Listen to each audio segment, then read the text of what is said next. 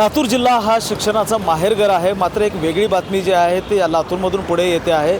लातूर जिल्ह्यातल्या वेगवेगळ्या पोलीस स्टेशनच्या हद्दीमधून जर आपण पाहिलं तर दर महिन्याला 100पेक्षा जास्त मुली जे आहेत ते बेपत्ता होत असल्याचं समोर येतं आहे। आणि जर ही संख्या लक्षात घेतली आपण तर साधारणतः गेल्या 3 महिन्यांमध्ये 327 मुली जी आहेत ती बेपत्ता झाल्याची नोंद जी आहे ते लातूर जिल्ह्यातल्या वेगवेगळ्या पोलीस स्टेशनमध्ये झालेली आहे। आपण जर लक्षात घेतलं तर बऱ्यापैकी 58 ज्या मुली आहेत, 58 मुलींची संख्या जी आहे ती अल्पवयीन मुली आहेत ज्या बेपत्ता आहेत। पोलिसांना सगळ्यात जास्त वर्कलोड जो आहे तो मुलींना किंवा बेपत्ता झालेल्या मुलांना शोधण्याचा आहे। आपण जर पाहिलं तर पोलीस स्टेशनमध्ये अशा प्रकारे जे हरवलेल्या व्यक्तीसंबंधीचे जे पत्र लिहिले असतात ते अशा पद्धतीने आपण दाखवू शकतो की मुलींची बेपत्ता होण्याची संख्या जी आहे ती मोठ्या प्रमाणामध्ये आहे। साधारणतः 327 मुली ज्या आहेत त्या लातूर जिल्ह्यातल्या वेगवेगळ्या पोलीस स्टेशनमधून बेपत्ता झालेल्या आहेत आणि 58 मुली ज्या आहेत ते यापैकी अल्पवयीन आहेत। आणि लातूर जिल्ह्यातला जो क्लासेसचा भाग आहे किंवा कॉलेजचा भाग आहे त्या भागातून बेपत्ता होण्याची संख्या जी आहे ती जास्त आहे। आणि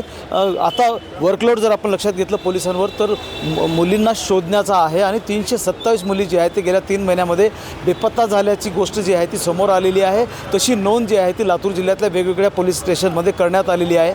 लातूर जिल्ह्यातून महिन्याला किमान 100पेक्षा जास्त मुली ज्या आहेत त्या बेपत्ता होत आहेत। महेंद्र जोंधळे, TV9 मराठी, लातूर।